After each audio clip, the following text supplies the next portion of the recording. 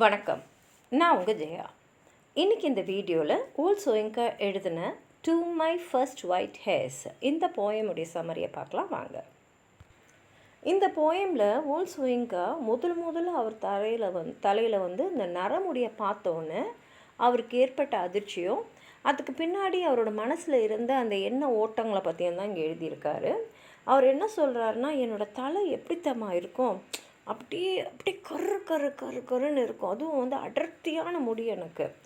எப்படின்னா இந்த கரும் மேகங்கள்லாம் இருக்கு இல்லையா, அதெல்லாம் சேர்ந்தா எப்படி இருக்கும், இல்லைன்னா இந்த அடுப்புலலாம் இந்த புகை கூண்டு இருக்கும் இல்லையா, அதுக்கு மேலே பார்த்திங்கன்னா அந்த புகை பட்டு அது அப்படியே கருப்பாக இருக்கும்.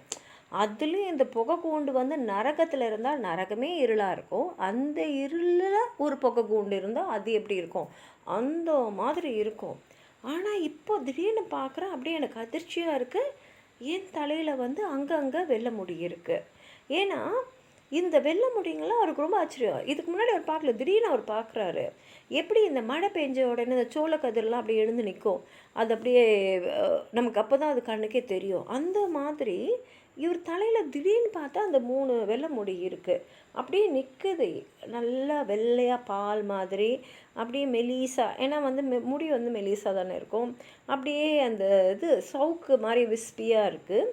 அவர் என்ன சொல்கிறாருன்னா, இப்போ இந்த எறும்பு தலையிலலாம் ஒரு ஆண்டனா இருக்கும் இல்லையா, அந்த ஆண்டனா வந்து எப்படின்னா ஒரு இடி இடித்த உடனே அப்படியே டக்குன்னு வந்து இந்த எறும்போட தலையிலேருந்து முளைச்சி நிற்கும்.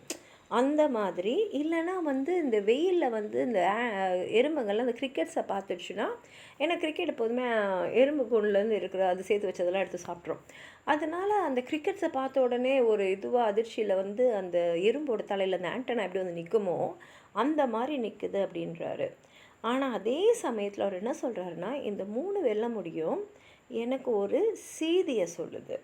அந்த செய்தி என்னென்னா, காலம் கடந்து போய்கிட்டே இருக்குது, காலன்றது அதோடைய கடமையை செய்யும் அப்படின்றது தான்.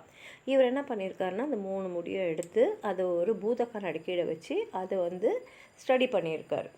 அப்புறம் வந்து அவர் என்ன சொல்கிறாருன்னா, நான் வந்து இப்போது புரிஞ்சுக்கிட்டேன், நான் இதை ஏற்று தான் ஆகணும்.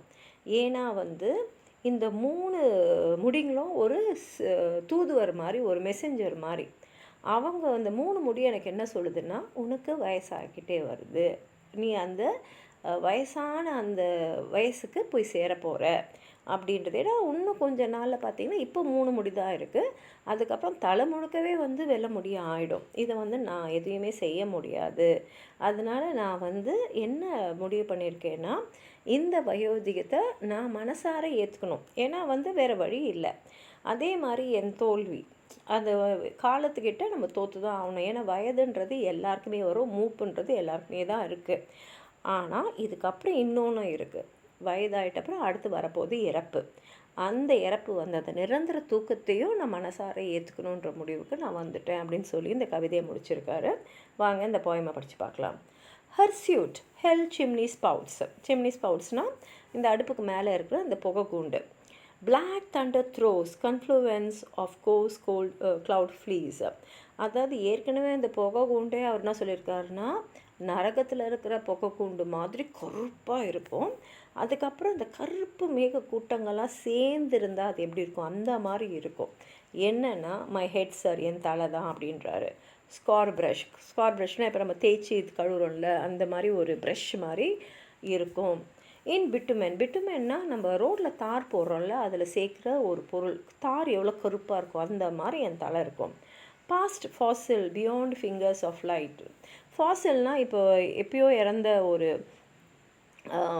ஒரு மிருகமோ மனிதரோ அவங்களுடைய அந்த ரிமெயின்ஸ்ன்னு சொல்லுவோம் இல்லையா, ரொம்ப வருஷம் கழித்து எடுக்கிறது தான் ஃபாசில்ஸ். இப்போ வந்து என் தலை முடி அந்த மாதிரி ஒரு காலத்தில் என் முடி வந்து இப்படி இருந்தது அப்படின்னு சொல்கிறாரு. அன்டில் எது வரைக்கும்னா, sudden sprung as corn stalk after rain. திடீர்னு பார்த்தா மழை வந்துட்டு அப்புறம் வந்து அங்கங்கே சோளக்கதிரெலாம் முளைச்சி நிற்கும்ல, அந்த மாதிரி. வாட்டர்டு மில்க் வீக்கு, அப்படியே தண்ணி சேர்ந்த பால் மாதிரி. As lightning shrunk to ants antenna. எப்படி வந்து ஒரு மின்னல் அடித்த உடனே இந்த எறும்போட தலையில் இருக்கிற ஆண்டனா வந்து அப்படியே எழுந்து நிற்குமோ. Shrivelled of the febrile side of crickets இந்த சன். எப்படி வெயில் காலத்தில் இந்த எறும்புகள்லாம் வந்து கிரிக்கெட்டை பார்த்த உடனே அதோட ஆண்டனா வந்து ஓ அப்படின்ற மாதிரி விரைச்சி நிற்குமோ அந்த மாதிரி இந்த முடி நிற்குது. எத்தனை முடினா 3 ஒயிட் ஹேர்ஸ், 3 வெள்ளை முடி. Frail invaders of the under growth interpret time. ஃப்ரெயில்னால் ஒரு பலவீனமான, அதாவது முடி வந்து மெலிசாக தானே இருக்கும். இன்வேடர்ஸ்னால் கைப்பற்றுறவங்க. இப்போ நம்மளை கைப்பற்றியவங்க என்ன செய்ய போகிறாங்க, நம்மளை வந்து காலத்தோடைய மாற்றத்தை இன்டர்பிரட்னா அதோடைய அர்த்தத்தை சொல்கிறது. இந்த காலத்தோடைய மாற்றத்தோடைய அர்த்தத்தை என்னை புரிய வைக்குது. அதாவது உனக்கு வயசாகிடுச்சு, உன்னை விட்டு இளமை போகுது அப்படின்றத எனக்கு சொல்லியிருக்கு. I viewed them, wide whips, vibrant coiled beneath the magnifying glass. நான் அத்தோடு விடலை, அந்த 3 முடியை எடுத்து ஒரு பூத கண்ணாடி வச்சு பார்த்தேன். அப்படியே வந்து இந்த சவுக்கெல்லாம் ஒயர் மாதிரி இருந்தால் எப்படி இருக்கும், அப்படியே சுற்றி காயில்டு. அவருக்கு வந்து சுருட்ட முடி, அந்த முடி வந்து சுருண்டு அப்படியே இருக்குது.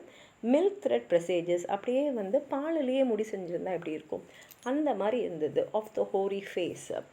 We've them, weave, oh quickly weave your sham veneration. இப்போ ஒன்றும் பண்ண முடியாது, ஏன்னா வந்து வயசாகிடுச்சு. இன்னும் கொஞ்ச நாளில் பார்த்திங்கன்னா தலை முழுக்கவே வெள்ளையாகலாம். Knit me webs of winter sagewood. அதனால் வந்து இப்போ வின்டர்னால் அந்த சீசனோட கடைசி காலம் வின்டர். அந்த மாதிரி என்னுடைய வாழ்க்கையில் நான் கடைசி காலத்துக்கு வந்துட்டேன். சேஜ்னா முனிவர். ஒரு வேளை நான் முனிவர் மாதிரி ஒரு ஞானியாக இருக்கலாம்.